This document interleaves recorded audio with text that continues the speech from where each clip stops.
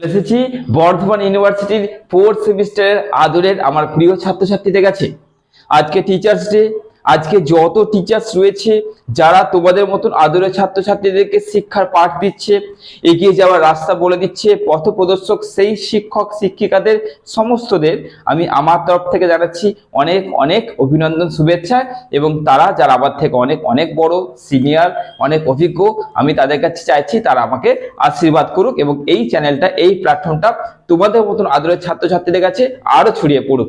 তো চলো, যে সাবজেক্টের জন্য বহু বহু অপেক্ষা তোমরা করছিলে সেই সাবজেক্টের সাজেশন নিয়ে চলে এসেছি।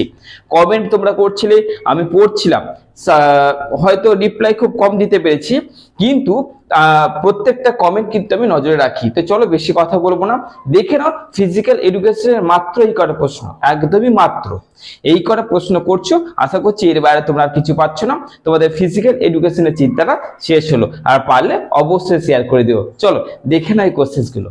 চলে এসেছি, দেখে নাও। প্রথম প্রশ্ন তোমরা কি করছো? প্রথম প্রশ্ন করছো স্বাস্থ্য শিক্ষার লক্ষ্য ও উদ্দেশ্য আলোচনা করো। এই সঙ্গে স্বাস্থ্য শিক্ষা থেকে কি দিতে পারে? গুরুত্ব ও প্রয়োজনীয়তা। তাহলে তোমরা কি করছো? লক্ষ্য ও উদ্দেশ্য, গুরুত্ব ও প্রয়োজনীয়তা। এবার তোমাদের বলি, এই দুটোর মধ্যে লক্ষ্য ও উদ্দেশ্যটা বেশি ইম্পর্টেন্ট, এটাকে বেশি গুরুত্ব দিয়ে দেখবে। 2 নম্বর প্রশ্ন কি করছে? টিকা। টিকার মধ্যে আমি রেখেছি টিকা কি কি দেখো, হু অর্থাৎ ওয়ার্ল্ড হেলথ অর্গানাইজেশন, অবশ্যই। তারপরে কি আছে? ইউনেস্কো। তারপরে করছো ওবেসিটি, মানে যেটা মেদ বা স্থূলতা যাকে বলা হচ্ছে। তারপরে হাইড্রোথেরাপি অর্থাৎ প্রয়োগ পদ্ধতি। আর লাস্ট তোমরা করছো শারীরিক সক্ষমতা। ব্যাস, এইগুলো তোমরা করছো টিকার মধ্যে, এইগুলো করছো, তাহলে তোমাদের টিকা কমপ্লিট হয়ে যাচ্ছে। এর মধ্যে বা এর বাইরে কিচ্ছু দেবে না। এইগুলো করলে অর্থাৎ 2 নম্বর এই প্রশ্নটা করলে তোমরা মিনিমাম এখান থেকে 2টো কমন পেয়ে যাচ্ছ। এরপরে করছো 3 নম্বর অস্থি ভঙ্গের শ্রেণী বিভাগ, অস্থি ভঙ্গের শ্রেণী বিভাগ। 4 নম্বর করছো দেহ ভঙ্গিমার বিকৃতির কারণ এবং সংশোধনমূলক ব্যায়াম আলোচনা করো। 5 নম্বর মেদ এর কারণ ও প্রতিরোধ। মেদ মানে স্থূলতা, ওবেসিটি, সেটা অলরেডি টিকাতেও দিয়েছি। টিকাতে মানে কি, ওখানে করলে এখানটাই হয়ে যাচ্ছে, তবু কোশ্চেনটা আলাদা করে বার করে দিলাম। তারপরে 6 নম্বর কোশ্চেন প্রাথমিক সংবিধানের উৎকৃষ্ট বা মহামূল্য যে নীতিগুলো আছে সেটা আলোচনা করো। ব্যাস, এই কটা কোশ্চেন তোমরা করছো।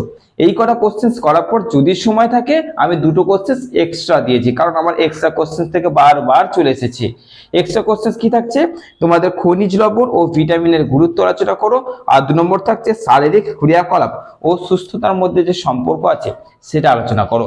এই ফিজিক্যাল এডুকেশন অর্থাৎ শারীরিক শিক্ষা যে থিওরিক্যাল পরীক্ষা হবে, যেখানে তোমরা 40 নম্বরের যে পরীক্ষাটা দিচ্ছ তার মধ্যে যে কোশ্চেন গুলো দিলাম এর মধ্যে তো আসছেই। এর পরবর্তী যে ভিডিওটা আসছে অপেক্ষা করো, প্রশ্নমান 2, প্রশ্নমান 2 এর ভিডিও আজকেই তোমাদের আপলোড হচ্ছে। জাস্ট একটু অপেক্ষা করে যাও। সিসি সাবজেক্টের সাজেশন আপলোড হয়ে গেল, প্রশ্নগুলো রেডি করা শুরু করে দাও। আশা করছি 2-1টা তোমাদের রেডি করাই আছে এবং তোমাদের এবার 2 মার্কসের আসছে, একটু অপেক্ষা করে যাও। আর অবশ্যই বন্ধুদের মধ্যে শেয়ার করো। ভালো থেকো, সুস্থ থেকো।